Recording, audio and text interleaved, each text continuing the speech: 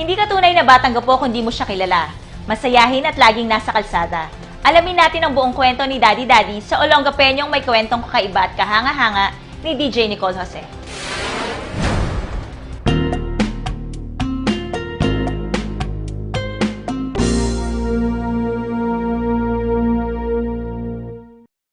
Kung iisipin natin, mabuti pa siya.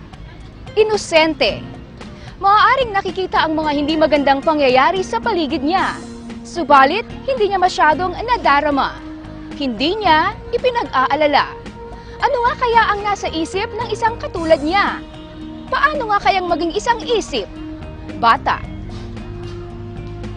Eme, manidala, tok mi jeraway chu, to mi jeraw. Tok mi jeraway chu, to mi jeraw. Namani, ya aw. Anyo niya'y matanda na. Isip niya'y batang-bata. Na ayon sa isang eksperto'y nasa mga 2 hanggang 4 na taong gulang pa lamang.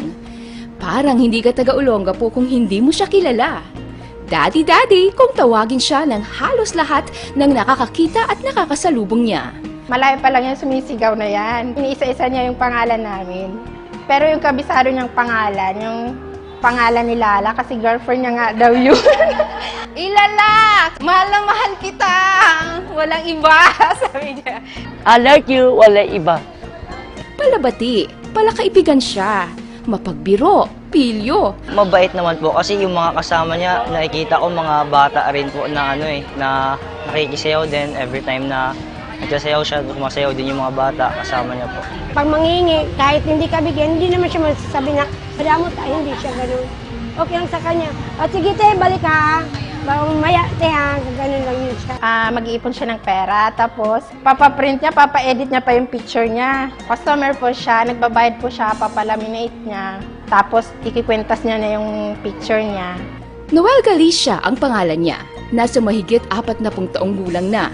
Lumpo o tupi kung siya'y tawagin ng kanyang mga kamag-anak. Lumpo kasi ipinanganak siyang hindi makalakad at nakuha lamang sa hilot ng kanyang ina. Inot. Oh. At tupi dahil sa anyo ng kanang tainga niya. Nasa kalagay lang siya sa batya noon. Doon siya inuupulan daw siya ni nanay doon. Hanggang sa hinihilot siya kasi manghilot niya yung biyanan ko. Hinihilot-hilot yung paa niya. Hanggang sa natuto na siyang maglakad. 18 silang magkakapatid.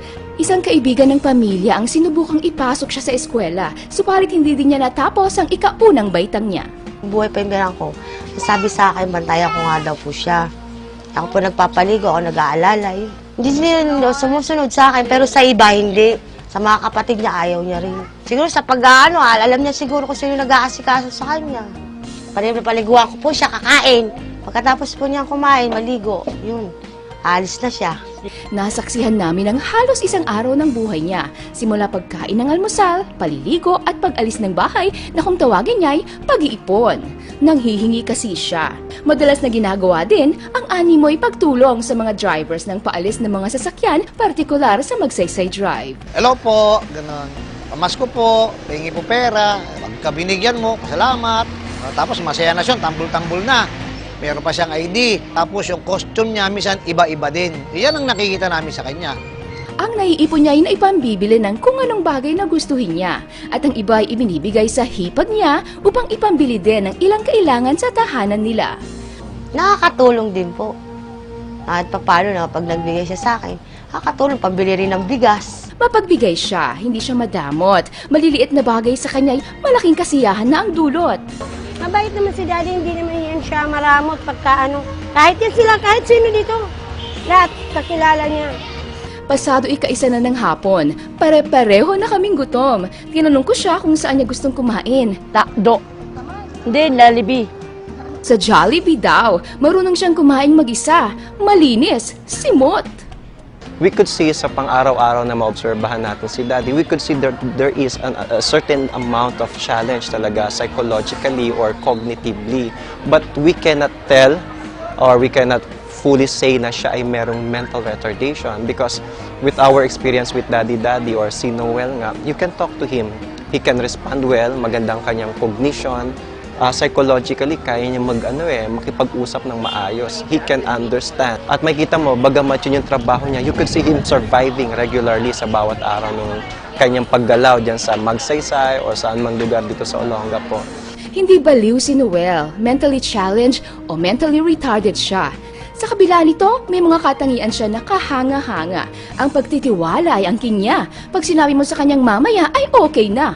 Ang pagiging mapagpasalamat sa kaliit-liitang bagay na nagagawa sa kanya. Thank you ay lagi mong maririnig sa kanya. Suporta ang kailangan ni Daddy. Suporta mula sa pamilya niya, gayon din mula sa iba pang mga taong nakapaligid sa kanya.